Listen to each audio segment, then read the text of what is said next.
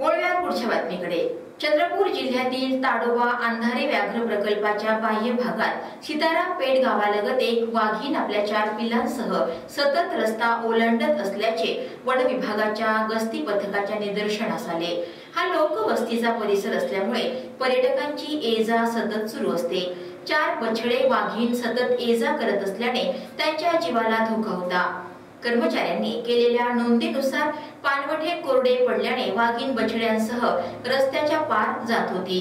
यावर उपाय म्हणून वन विभागाने निरीक्षणाअंती या वाघिणीचे वास्तव्य असलेल्याच ठिकाणी एक जुना पाणवठा शोधून त्याच्या बाजूला सौर आधारित बोर खोदली।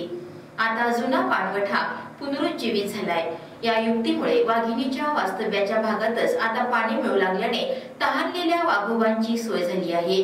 याशिवाय बिबट, अस्वल, हरण आणि शेकडो वन्यजीव देखील या पाणवठ्यावर पाणी पिण्यासाठी येत असून त्यामुळे ताडोबा अंधारी व्याघ्र प्रकल्पाच्या बाह्य भागात देखील उत्तम वन्यजीव व्यवस्थापन होत असल्याचे निदर्शनास आले आहे।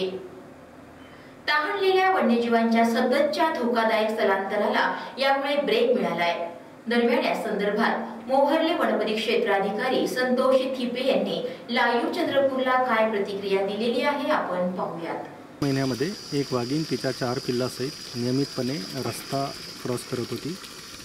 तर त्या अनुषंगाने जेव्हा वाघीण रस्ता क्रॉस करायची, वाहनांची मोठी गर्दी होऊन जायची आणि लगतच गावातील गावकरीसुद्धा ती वाघीण पाहण्यासाठी यायचे आणि भविष्यामध्ये कोणत्याही वाहनाद्वारे त्या वाघिणीचा आणि पिल्लाचा अपघात होऊ नये याकरिता आपण त्या सदर परिसरामध्ये वाघीण का बरं रस्ता क्रॉस करत असते याचा शोध घेतला असता सदरच्या परिसरामध्ये पाण्याची उपलब्धता नसल्याचे दिसून आले।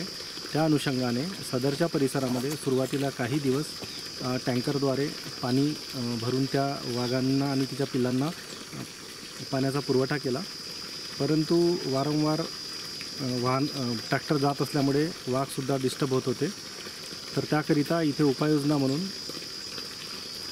बफरचे उपसंचालक श्री पाठक सर यांच्या मार्गदर्शनातून आपण त्या सदर परिसरामध्ये एक सोलर बोरवेल सुरू केली। त्यामुळे त्या सदरच्या परिसरामध्ये जे पाण्याचं दुर्भिक्ष्य होतं ते संपलं आणि वाघ आणि तिच्या पिल्लांना आणि इतर वन्य प्राण्यांनासुद्धा एक पाण्याचा एक मुबलक प्रमाणामध्ये एक सोय झाली आणि वाघ आणि तिचे पिल्ले त्या परिसरामध्ये व्यवस्थितरित्या राहत आहेत।